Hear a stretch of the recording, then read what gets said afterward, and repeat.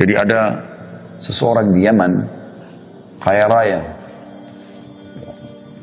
miliarder. Dia orang yang baik sebenarnya. Tapi dia selama ini selalu sibuk mengembangkan usahanya terus. Satu waktu ini yang membuat dia sadar, sampai diangkat kisahnya itu kisah tentang 2 kilo atau sekilo anggur.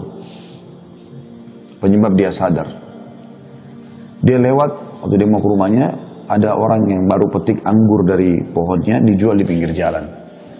Dia lihat, buah ini ranum, kelihatannya segar sekali, dia beli. Sekilo atau 2 kilo kalau saya salah ingat sekitar begitu. Dengan niat dia ingin bawa ke rumahnya, supaya nanti di rumahnya bisa makan sama anak dan istrinya. Begitu tiba di rumah, dia bilang sama anaknya sama istrinya, ini nanti sebentar habis sholat duhur kita makan sama-sama. Persiapkan aja, dikasihlah kepada mereka. Kemudian dia pun duduk lalu sholat duhur di masjid.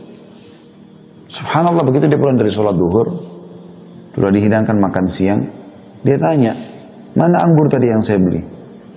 Kata mereka, sudah habis kami makan tadi. Kata istrinya, anak-anak berebut tadi jadi habis.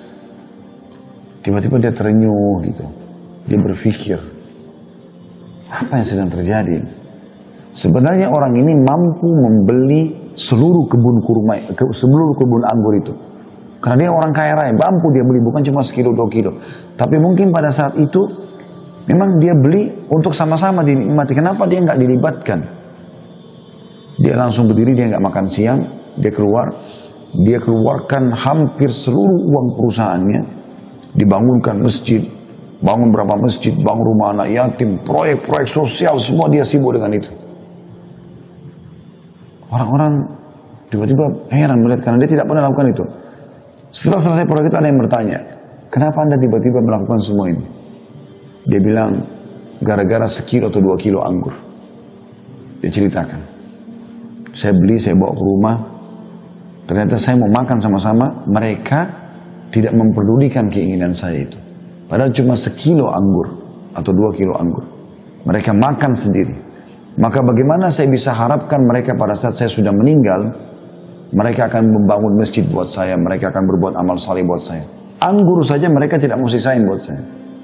Subhanallah, seperti itulah. Jadi maksimalkan masa hidup sebelum matimu, karena kalau sudah mati kita belum tentu bisa berbuat. Apalagi kita berharap ahli waris kita melakukan, belum tentu. Belum tentu semua itu. Kalaupun dia lakukan, berapa banyak yang dia lakukan dari kebaikan, pasti juga akan penuhi kebutuhannya.